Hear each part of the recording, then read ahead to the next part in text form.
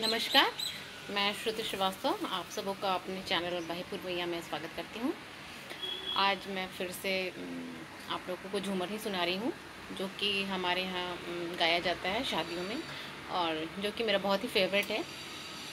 UP Bihar में ये गाना बहुत ज़्यादा लोग गाते हैं, तो शुरू करते हैं। मिर्ज़ापुर कैला गुलजार हो, कचौड़ी गली सुन कैला भला मुँह। मिर्ज़ापुर कैला गुलजार हो, कचौड़ी गली सुन कैला भला मुँह। सेजिया पे लोटे काला नाग हो, कचौड़ी गली सुन कैला भला मुँह। मिर्ज़ापुर कैला गुलजार हो, कचौड़ी गली सुन कैला भला मुँह।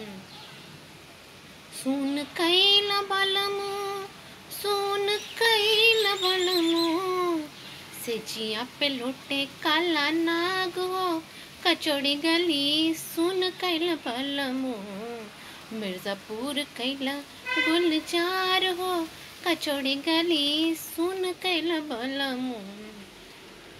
वही मिर्ज़ापुर से उड़ले जहाजिया हो, उड़ले जहाजिया हो गुइया, उड़ले जहाजिया। पिया चली गईले रंगून हो, कचौड़ी गली सुन कैला भला मुँह।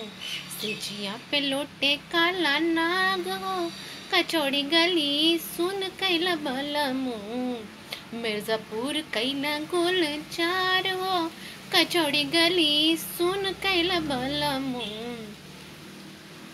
बनवा से पातर भैली तो हर धनिया हो, भैली तो हर धनिया हो गुइया, भैली तो हर धनिया।